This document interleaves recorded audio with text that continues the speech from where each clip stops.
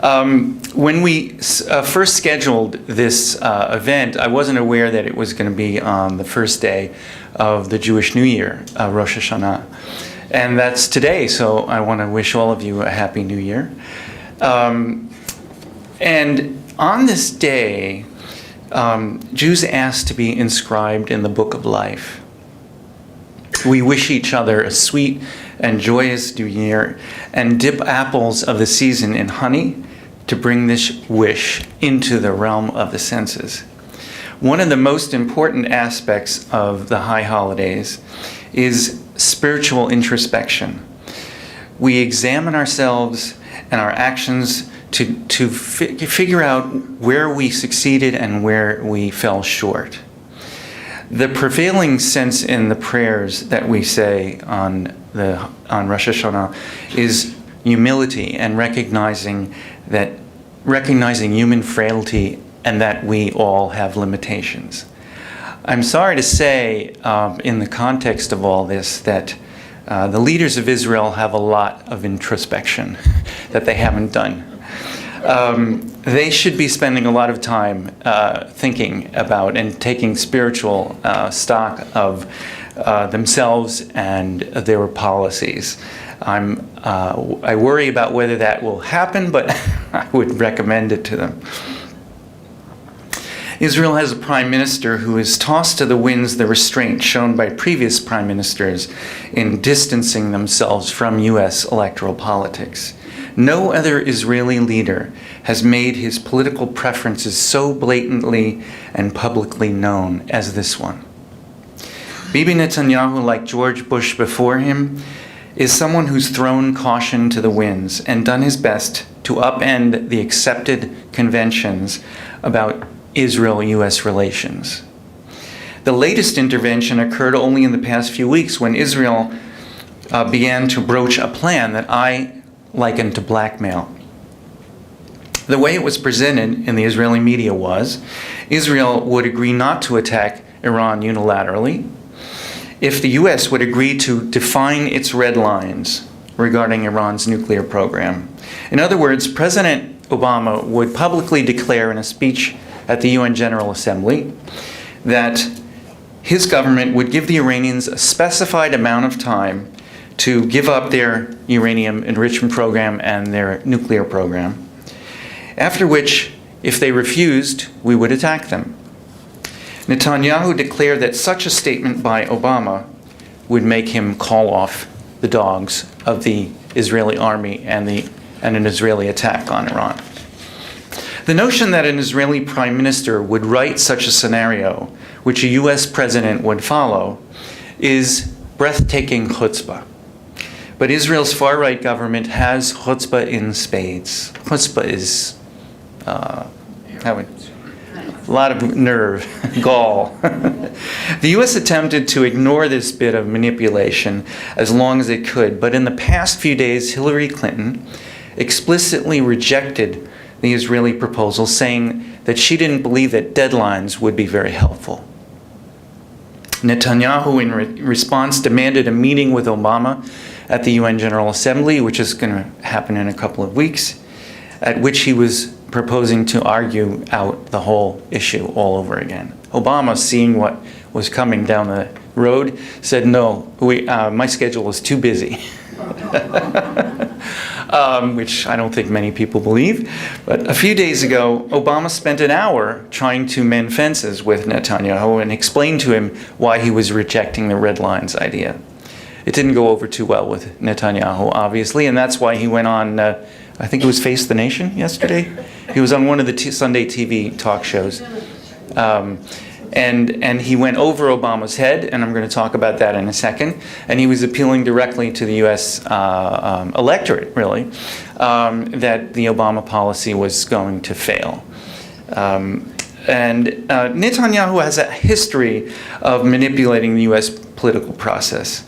On one of his recent trips to the U.S., during which he would have a difficult meeting with Obama, and most of his meetings seem to be very difficult with Obama, the congressional Republicans invited him to address a joint session of Congress.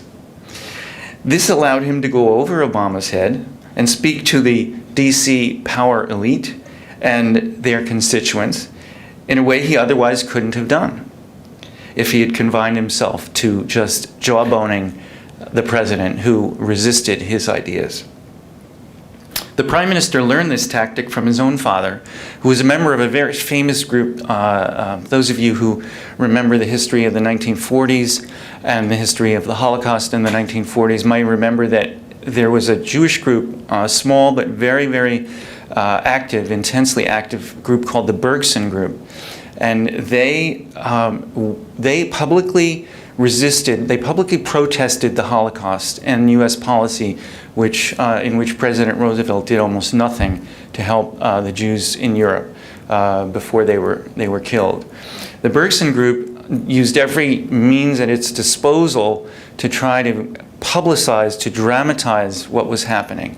And this included, they had given up on Roosevelt and knew that he wasn't going to do anything. So they went to Congress, they cultivated members of Congress, they went to the US people, and they put out their own dissonant view of what the US could do to help the Jews in the Holocaust. But the lessons of one era aren't always helpful in another.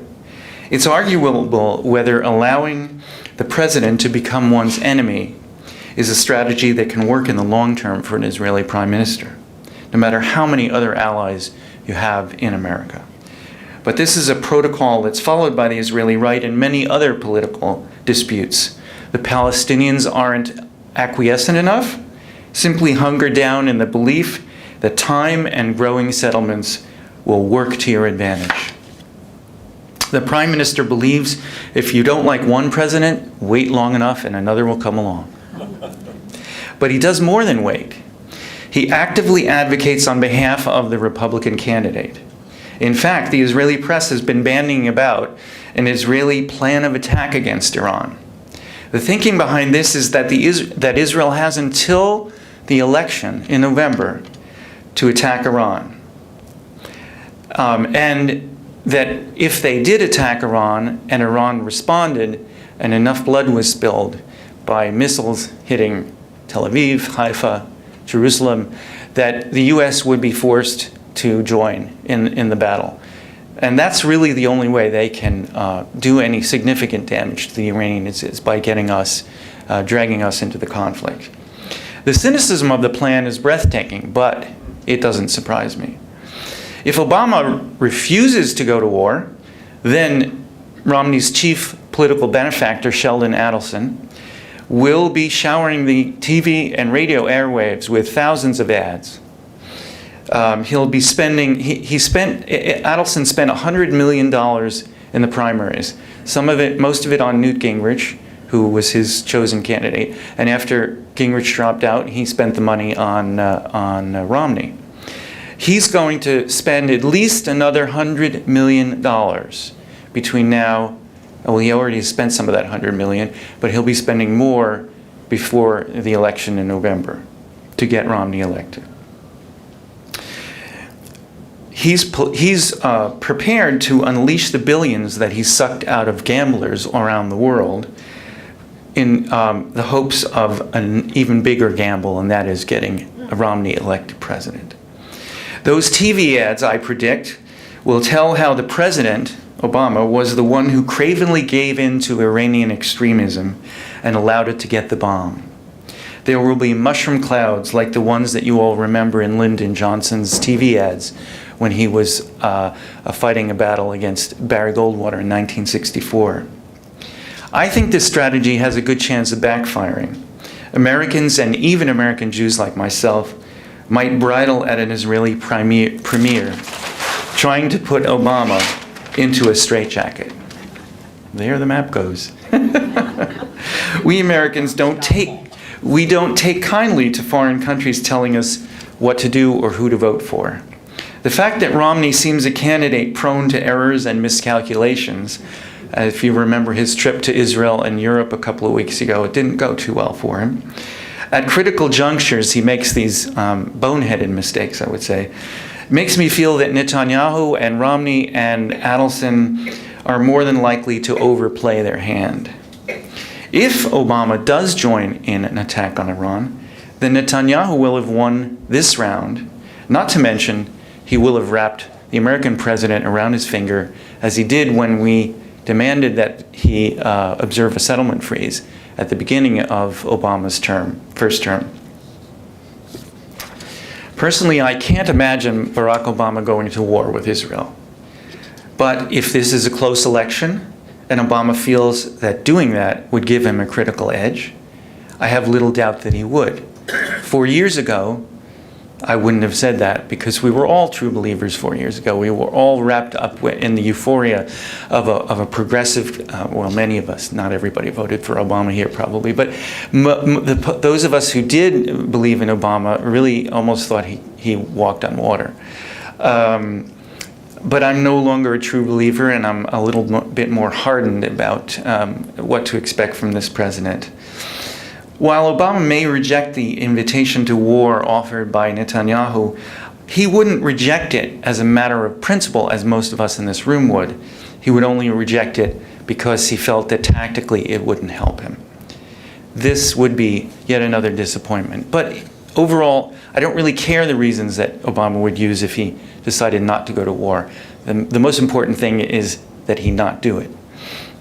The only question remaining is whether Netanyahu would attack anyway, without the U.S., simply to show that he won't allow his hands to be tied by the U.S., which is desperately trying to stop him from going to war. I have little doubt that the Israeli leader is the sort of petty, small-minded person who would try to settle scores in this way. But will he prevail in this struggle with a cabinet and all of his intelligence and military chiefs who are adamantly opposed to a war? I don't know. That's the $64,000 question. The fact remains that the only way Israel can substantially degrade Iran's nuclear program is with our help. We are the only power in the world that has those 30,000-pound bunker buster bombs that can penetrate the Iranian nuclear facility in the mountain at Fordo, which is 300 feet down. The Israelis have bunker busters, but they do not have the ones that we have that are super powerful. If Israel attacks alone, they can only delay Iran by about a year. If we join them, we can delay them for 3 to 5 years. Neither one of us can stop Iran from getting a nuclear weapon if that's what it decides to do. That's why Dick and I, and many of you probably in this room, really feel that negotiations are the only way to solve this problem, if anybody can solve it. Of course, if either Israel or the U.S. attacks Iran, there will be hell to pay. The Iranians will undoubtedly defend themselves and attack foreign, and especially U.S. warships in and around the Persian Gulf. Iran will activate proxies in Lebanon and elsewhere. Hezbollah, one of those proxies in Lebanon, has 60,000 missiles in its arsenal, and they're pointed at Israeli targets all the way from the northern border to central Israel, including Tel Aviv. It's questionable whether Hamas would join, which has been an ally and a proxy of Iran, because they are gradually moving closer to Egypt. And Egypt is Sunni and Iran is Shiite, so there's a divide there. But even if Hamas doesn't join, which it might, Iran is rumored to have allies in the Sinai Desert who have engaged in acts of terror against both Egyptian targets and Israeli targets. As recently as a year ago, Sinai Bedouin terrorists attacked Eilat and killed 8 Israelis in a surprise attack that shocked the Israeli military, which hadn't anticipated that and hadn't seen the Sinai as being a front that they needed to worry about. Unlike the original attack against Iran, which would last days or weeks at most, the Iranian response would be years in coming. In any struggle between the strong and the weak have longer memories. They always nurse a grudge deeper than the powerful party. Iran will be patient and take its time before it seeks revenge. It may fail, as it apparently has with terror attacks and aborted attacks in Kenya and Thailand. It may inflict limited damage, as in recent attacks in Bulgaria or India, the latter of which was definitively tied to Iran. But when you try often enough, eventually you'll succeed, and we saw that on 9/11. Those who engage in what's called asymmetric warfare identify a target, wait until the right moment, and strike. Time is on their side, not on the side of the empire being attacked. Not to mention that an attack on Iran will play right into the Islamist narrative, which portrays Western powers seeking to impose hegemony over the world's Muslims. Those extremists nursing a grudge against infidels who shed the blood of Muslim brothers will have so much more grist for their mill. In other words, a war against Iran will not secure Israel's goal of ending the so-called Iranian nuclear threat.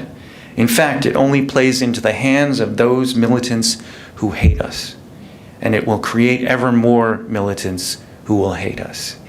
This is a failed policy in every way.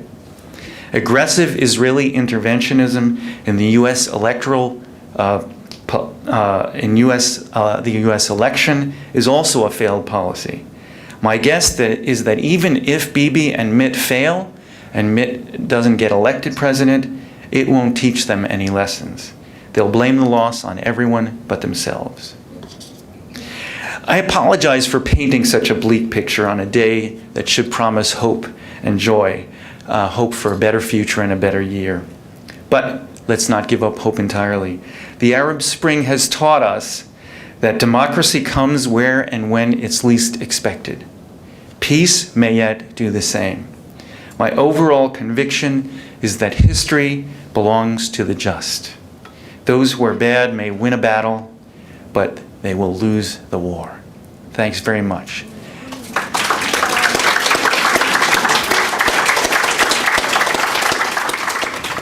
I'd like to know what the status of J Street movement is. Well, there's something, Dick brought this seminal book, The Israel Lobby, with him, which was written by Stephen Walt and John Mearsheimer. And it was one of the first to popularize this term, the Israel Lobby. So the most important player in the Israel Lobby is a group called AIPAC, the American Israel Political Affairs Committee. And it lobbies on behalf of Israel. And it's a group of American Jews that raise tons of money, and they funnel that money into the U.S. electoral process. And Sheldon Adelson is obviously very close to AIPAC. He, in fact, thinks AIPAC is too liberal and not friendly enough with Israel, which is something I can't really wrap my mind about, but that's his view. And they're a group to counter AIPAC was created about 5 years ago called J Street. J Street started out, I had great hopes in J Street, just as many of us had great hopes in Obama's presidency when he was elected 4 years ago. I thought it could be a balance to AIPAC, that it would be a liberal lobbying group to balance the what I saw as the right-wing perspective of AIPAC. In the last 4 years, I've come to see J Street as really Jews for Obama. And as I've soured on Obama, I've come to realize that this is my personal view, and those of you who support J Street, I'm not trying to diminish that support because I think it's better than AIPAC. It just isn't good enough, in my opinion. It doesn't diverge at all from Obama's policies. So where Obama has been less than helpful on issues relating to Israel and the Israeli-Arab conflict, J Street hasn't been willing to be critical of Obama. So I see it kind of as, I used to see it as a liberal, progressive alternative, and now I see it as more of a centrist alternative, better than AIPAC, but not as good as I would like it to be. So we can take other questions, and Dick also is willing to answer questions.